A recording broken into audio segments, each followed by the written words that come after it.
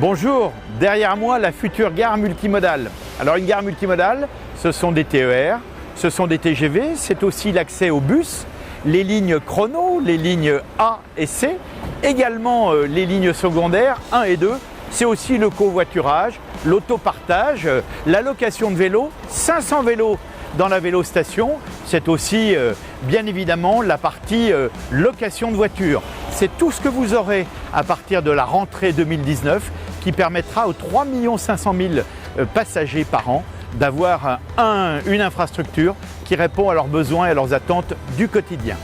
Alors dans cette gare, on va y retrouver des commerces, bien évidemment de la billetterie, nous allons trouver de l'information voyageur, de l'information touristique, un mur d'escalade pour voir la dimension pleine nature du territoire à travers les verrières, vous allez aussi avoir de la restauration et puis toute une dynamique digitale sur les écrans qui seront présentés.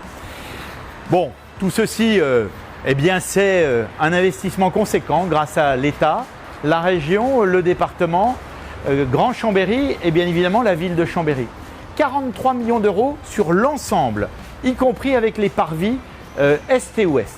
Donc c'est important, c'est d'ailleurs ici que va être construit à partir de l'année prochaine un parking de 500 places qui va aussi créer un marchepied avec le Faubourg Reclus qui ainsi sera directement rattaché à le centre-ville. Donc c'est toute cette dynamique d'aménagement urbain qu'on est en train de faire. Voilà, donc ça y est, on arrive à la vélostation et vous allez avoir la primeur de découvrir le bâtiment qui sera ouvert d'ici quelques mois. Et on va avoir sur Chambéry, vous allez avoir sur Chambéry la plus fonctionnelle vélostation de la région Auvergne-Rhône-Alpes, c'est sûr. Il y aura plus de 450 places de consigne. Donc l'objectif, c'est vraiment de pouvoir combiner facilement le train plus le vélo. C'est de permettre aux gens d'arriver en train, de prendre leur vélo et d'aller travailler, soit en vélo, à peu près 3-4 km autour de la gare, soit en vélo assistance électrique, où là, on permet aux personnes de faire des déplacements beaucoup plus longs. On est autour de 8 km, donc ça permet de couvrir un territoire très large. Et l'objectif, c'est vraiment de faciliter l'usage du vélo. Donc on a vraiment conçu le service avec Grand Chambéry pour permettre d'avoir un système très performant, avec une équipe physique pour pouvoir vous aider, et pour que ça soit très simple d'utiliser le vélo au quotidien à Chambéry. Et bien allez, c'est parti, je vous emmène dans les travaux de la vélostation, de la future vélostation de Chambéry. On est ici dans l'espace de consigne. C'est un grand parking à vélo. Il y aura plus de 450 places. Aujourd'hui, on en a 200. Donc ça montre la volonté politique qu'il y a de vraiment développer le vélo avec plus du double de stationnement et avec un accès très facile sur les quais pour vraiment avoir une utilisation très simple du vélo. Le parking ici avec 500 places et juste à côté, on a vraiment voulu lier les deux services. Ce n'est pas le cas dans toutes les vélostations de France. Physiquement, juste à côté du parking vélo, il y aura le service de location. Donc c'est ici que vous viendrez louer votre vélo de 1 heure à 1 an avec l'entretien, avec un espace d'accueil beaucoup plus grand que ce qu'on a aujourd'hui pour permettre de gérer les 600 vélos en location que nous avons. Vélos classiques, vélos électriques, même des vélos à hydrogène. Un espace d'atelier pour l'équipe et puis de l'espace de stockage pour permettre de faire vivre au maximum cet espace qui sera la vitrine du vélo à Chambéry.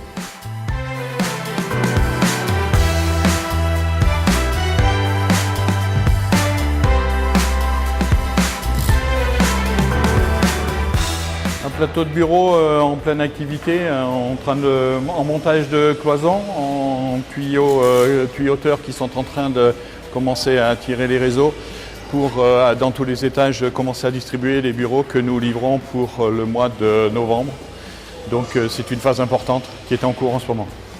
Proximité de la voie ferrée qui nous a amené à travailler avec les services de la SNCF en bonne entente pour pouvoir poser les moyens de levage. Particularité qui est quand même techniquement très compliquée puisque la voie ferrée continuait évidemment à circuler les trains qui vont jusqu'en Italie. Alors toujours pour répondre à cette proximité de la voie SNCF, on a opté en mode constructif pour une réalisation, notamment pour le sous-sol qui est enterré, une réalisation donc en prémur isolée qui nous permettait de régler en partie ce problème de proximité. Au-dessus, dans les zones de plateau, bureaux, on est sur un poteau-poutre assez habituel qui permet de libérer des surfaces, quels que soient les preneurs qui voudront prendre des surfaces plus ou moins importantes dans ces bureaux futurs.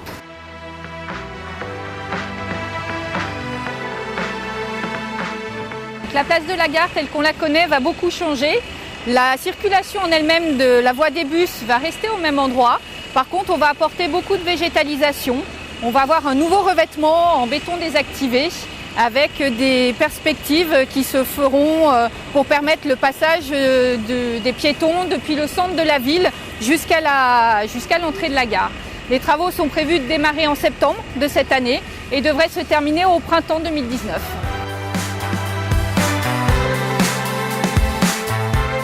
Dès mon arrivée en 2014 à la mairie, j'ai engagé des discussions directement avec Guillaume Pépi pour que le chantier soit bien mené au cours de ce mandat et en une seule fois, qu'on ait à la fois la partie construite par l'agglomération, ce qui est déjà édifié, et la partie construite par la SNCF, ce qui est en cours d'édification, mise en service en même temps.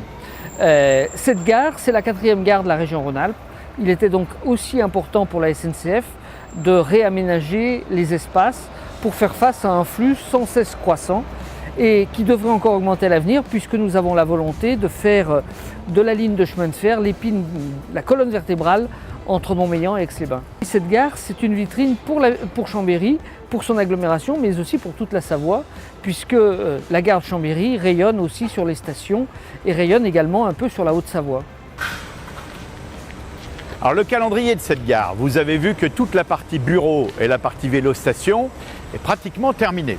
Là, on attaque le hall. Donc la dalle qui est derrière nous va être installée dès le mois de juillet. Puis nous aurons à la rentrée de septembre, grâce à cette grue, l'ensemble du hall qui va être construit, 1100 mètres carrés de hall. La place de la gare va également attaquer au mois de septembre.